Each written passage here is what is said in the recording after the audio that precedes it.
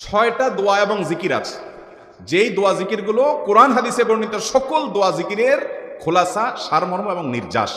এই ছয়টাকে যদি কোনো মুসলমান নিয়মিত আঁকড়ে ধরে, তাহলে কোরআন এবং হাদিসের যত দোয়া এবং জিকির আছে কেমন যেন তার নির্যাসটা নিয়মিত সে আমল করলো। বলবো সেগুলা। এই ছয়টা দোয়া এবং জিকিরের মধ্যে সর্বপ্রথম হলো নবী করিম সাল্লাল্লাহু আলাইহি সাল্লামের প্রতি দুরূদ প্রেরণ করা। নবীজি সাল্লাল্লাহু আলাইহি সাল্লামের প্রতি দুরূদ প্রেরণ করার আমল এরকম আমল, আপনি যদি সারাদিনে শুধুমাত্র নবীজির প্রতি দুরূদ প্রেরণ করার আমলটাই জিকির হিসাবে সবচেয়ে বেশি করেন, দোয়া হিসাবে যদি এটাই আপনি সারাদিন করতে থাকেন, তো আপনার জন্য যথেষ্ট হবে, আল্লাহর কাছে আর কিছু না চাইলেও চলবে। দুরূদ মানে হলো নবীজির জন্য দোয়া করা। ভাই, আল্লাহ তার হাবিবকে রহম করবেন, আপনার আমার দোয়ার দিকে আল্লাহর তাকানোর কোনো ঠেকা আছে? নবীজি কি আমাদের দোয়ার কোনো মুখাপেক্ষী? কিন্তু আমরা তার জন্য দোয়া করলে ওই চান্সে আল্লাহ তাআলা আমাদের প্রতি অনুগ্রহ করবেন। একবার না, আপনি নবীজির প্রতি একবার রহমতের দোয়া করবেন, একবার দুরূদ পাঠ করবেন। মান সাল্লা আলাইয়া মাররাতান সাল্লাল্লাহু আলাইহি আশারা, নবীজি সাল্লাল্লাহু আলাইহি সাল্লাম বলেছেন, একবার আমার জন্য তোমরা দোয়া করলে, আমার প্রতি দুরূদ পাঠ করলে, আল্লাহ তাআলা তোমাদের জীবনে 10 বার 10 জায়গায় 10 টাইমস তোমাদের উপর আল্লাহ তাআলা অনুগ্রহ করবেন। আপনি টেরও পাবেন না কত জায়গায় আল্লাহ অনুগ্রহ করেছেন। আল্লাহ বাঁচাই দিয়েছেন, একটুর জন্য শেষ হয়ে যান নাই। ওই যে দুরূদ পড়ছেন, আল্লাহ তাআলা রক্ষা করছে, আপনি খবরও নাই। আল্লাহ তাআলা আপনার প্রতি বিশাল একটা দান করছে, আপনি লক্ষ্য করেন নাই। ওই যে দুরূদ পড়ছেন একবার, 10 দার রহমত হবে। এভাবে যত দুরূদ পড়বে সে তত রহমত এবং অনুগ্রহ পাবে। বেশি করে পাঠ করবো তো ইনশাআল্লাহ। সবচেয়ে শ্রেষ্ঠ দুরূদ, সবচেয়ে উত্তম দুরূদ হলো দুরূদ ইব্রাহিম, যেটা নামাজে পড়েন। আর সবচেয়ে সংক্ষিপ্ত দুরূদ হলো সাল্লাল্লাহু আলাইহি ওয়াসাল্লাম। এছাড়া নবীজির প্রতি দোয়ামূলক যে কোনো দুরূদই আল্লাহর কাছে গ্রহণযোগ্য হতে পারে, যদি দুরূদের অর্থের মধ্যে, কথামালার মধ্যে খারাপ কিছু না থাকে। 6টা দোয়া হলো কোরআন হাদিসের শত শত সহস্র দোয়ার নির্যাস এবং খোলাসা। তার 1 নম্বর হলো দুরূদের আমল। করবো না বেশি বেশি ইনশাআল্লাহ? আমার জীবনে বহুবার এমন হয়েছে, বহুবার এমন এমন বিপদ যে দেয়ালে পিঠ ঠেকে গেছে, এখান থেকে উদ্ধারের কোনো পথ আর চোখের সামনে দেখা যাচ্ছে না। আমি এই আমলটি, এর পাশাপাশি ইস্তেগফারের আমল, যেটা 2 নম্বরে বলবো আমি, এই দুটি আমল কন্টিনিউয়াসলি করে গেছি, হরদম প্রতি নিঃশ্বাসে নিঃশ্বাসে, বাস টয়লেটের টাইম বাদে বাকি ফুল টাইম এইটা দুরূদ এবং ইস্তেগফার অব্যাহত রাখছি। আল্লাহ তাআলা এমন ভাবে অলৌকিক ভাবে উদ্ধার করেছেন যে আমার কল্পনায়ও আসে না যে এখান থেকে এইভাবে হেল্প হতে পারে। ভাইরা আমার অভিজ্ঞতার 2 পয়সার কোনো মূল্য নাই। আমার অভিজ্ঞতা কি আসলো না আসলো এটাতে কিছু আসে যায় নাই। রহমাতুল লিল আলামিন আল্লাহর রাসূল, আল্লাহর নবী ওয়াদা করেছেন যে আপনার পেরেশানি দূর হবেই হবে ইনশাআল্লাহ। অতএব দুরূদের আমল বেশি বেশি করব না ইনশাআল্লাহ।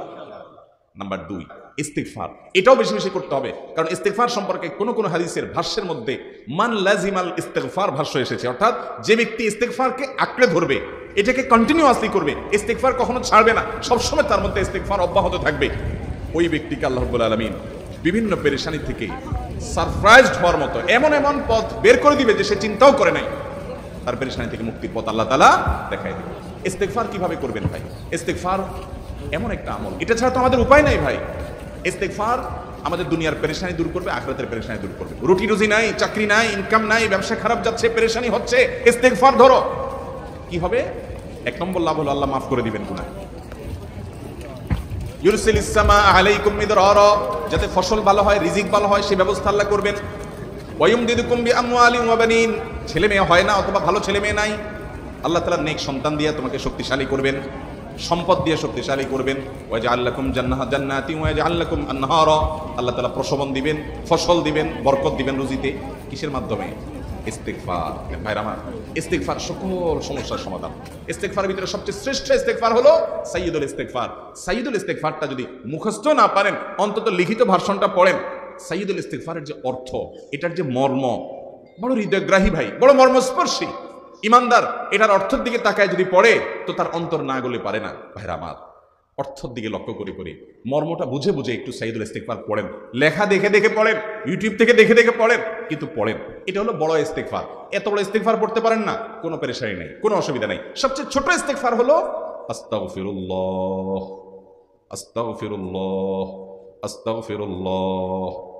আল্লাহ আপনার কাছে ক্ষমা চাই, কত ভুল হয়ে যায়, কত অন্যায় হয়ে যায়। ভাইরা আমার, এটা হলো রিমুভার। ভুল করে কিছু লিখছেন, রিমুভ করে ফেলছেন, শেষ হয়ে গেছে। আপনি ঘন ঘন ইস্তিগফার পড়তে থাকেন, অগণিত ভুল হয়, অগণিত ত্রুটি হয়, বারবার ইস্তিগফার এগুলোকে সবগুলোকে শেষ করে দেয়। ভাইরা আমার, নিরাপত্তা এনে দেয়। আল্লাহ কোরআনে কারিমে বলেছেন যে আপনার রব আপনার কওমের প্রতি আযাব নাজিল করবেন না যদি আপনি থাকেন। আর যদি তারা ইস্তেগফারে রত রাখে তাহলে গণ আযাব আল্লাহর পক্ষ থেকে আসবে। আরেকটা ইস্তেগফার হাদিসে বর্ণিত, আস্তাগফিরুল্লাহাল্লাযী লা ইলাহা ইল্লা হুয়াল হাইয়ুল কাইয়্যুম ওয়া আতুবু ইলাইহি ওয়া লা হাওলা ওয়া লা কুওয়াতা ইল্লা বিল্লাহ। এটাও ইস্তেগফার। তাহলে একটা বড় ইস্তেগফার, একটা মিডিয়াম, একটা ছোট, যার যেটা সুবিধা হয় এটা পড়েন। নাম্বার 3, এটা আমাদের বেশিরভাগ মানুষ জীবনে হয়তো শুনেনও নাই, অনেকে হয়তো শুনছেন, আমল করা হয় না। খুব সীমিত সংখ্যক আল্লাহর বান্দার আমলের তৌফিক হয়। সেটা হলো ইয়া যাল জালালি ওয়াল ইকরাম। এটা একটা জিকির, আল্লাহ তাআলাকে ডাকা, আহ্বান করা, এটাই জিকির। ইয়া যাল জালালি ওয়াল ইকরাম। নবী করিম সাল্লাল্লাহু আলাইহি ওয়াসাল্লাম বলেছেন, আলিজু বিয়া যাল জালালি ওয়াল ইকরাম। তোমরা ইয়া যাল জালালি ওয়াল ইকরাম এটাকে আঁকড়ে ধরো, এটাকে নিয়মিত করো, বেশি বেশি করে বলতে থাকো এটাকে সব সময় এটাকে মুদাওয়ামাতের সাথে কন্টিনিউয়াসলি এটা বলতে থাকো, ইয়া যাল জালালি ওয়াল ইকরাম। অনেক উলামায়ে কেরাম, মুহাদ্দিসিনে কেরাম ইয়া যাল জালালি ওয়াল ইকরাম কেন নবীজি এত বেশি বলতে বলেছেন, এটার মাধ্যমে আমাদের লাভটা কি, এর ব্যাখ্যা করতে গিয়ে বলেছেন, ইয়া যাল জালাল মানে হলো হে মহান মহান বড়ত্বের অধিকারী, হে জালালের অধিকারী, হে জালাল, ওয়াল ইকরাম হে দানশীল। তাহলে প্রথম বাক্যে আল্লাহর বড়ত্বের কথা স্বীকৃতি দিয়ে প্রশংসা করা হয়, আর দ্বিতীয় বাক্যে হে দানশীল বলে আল্লাহ তাআলার কাছ থেকে চাওয়া হয় যে আপনি যেহেতু দানশীল এবং আপনি যদি মহান, অতএব আপনি আমাকে দান করেন। এটা ডাকলেই, আল্লাহকে এই বলে ডাকলেই চাওয়া হয়ে যায়। এই জন্য বেশি বেশি করে ইয়া যাল জালালি ওয়াল ইকরাম পড়তে হবে। তার 4 নম্বর হলো লা হাওলা ওয়ালা কুওয়াতা ইল্লা বিল্লাহ। লা হাওলা ওয়ালা কুওয়াতা ইল্লা বিল্লাহ। লা হাওলা ওয়ালা কুওয়াতা ইল্লা বিল্লাহ, এটা হলো সারেন্ডার করা, আল্লাহর কাছে সারেন্ডার করা, আত্মসমর্পণ করা। মানে আল্লাহ ছাড়া কোনো ভালো কাজ করার ক্ষমতা কারণ নাই, করার তৌফিক দেওয়ার ক্ষমতা কারণ নাই, আর পাপ থেকে বাঁচানোরও ক্ষমতা কারণ নাই। এই জন্য আমি কেমন যেন আল্লাহর কাছে সারেন্ডার করছেন, লা হাওলা ওয়ালা কুওয়াতা ইল্লা বিল্লাহ। কোন অবস্থা, কোন সামর্থ্য, এগুলো কারোর কাছে নাই, শুধুমাত্র কার কাছে আছে, আল্লাহর কাছে আছে। এই অর্থ বুঝে আপনি লা হাওলা ওয়ালা কুওয়াতা ইল্লা বিল্লাহ বেশি বেশি পাঠ করবেন। নবী করিম সাল্লাল্লাহু আলাইহি ওয়াসাল্লাম বলেছেন, তোমাদেরকে কি আমি জান্নাতের একটা ভান্ডারের খবর দিব, যেটা জান্নাতের ভান্ডার, সওয়াব টওয়াব না, সাধারণ অল্প স্বল্প সওয়াব না, পুরো জান্নাতের ভান্ডারের সন্ধান দিয়ে দিব। সাহাবায়ে কেরাম তো চাইতেনই সেটা। নবীজি সাল্লাল্লাহু আলাইহি ওয়াসাল্লাম তখন বলেছেন যে লা হাওলা ওয়ালা কুওয়াতা ইল্লা বিল্লাহ, এটা হলো কানজুম মিন কুনুজিল জান্নাহ, জান্নাতের ভান্ডার সমূহের মধ্যে থেকে একটা বড় ভান্ডার হলো লা হাওলা ওয়ালা কুওয়াতা ইল্লা বিল্লাহ। অতএব এই আমলটাও বেশি বেশি করবেন। 4 নম্বর আমল হয়ে গেল। 5 নম্বর আমল হলো দোয়া ইউনুস। দোয়া ইউনুস জানা আছে তো?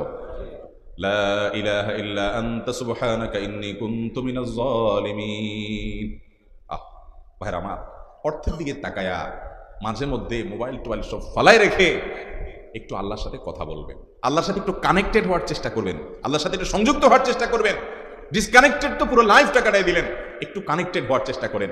প্রতিদিন কিছু সময় বসে একটু জিকির করেন, চলতে ফিরতে একটু আল্লাহকে সময় দেন, আপনি উপকৃত হবেন, আপনার কলব জিন্দা হবে, আমল নামা সওয়াবে পরিপূর্ণ হবে।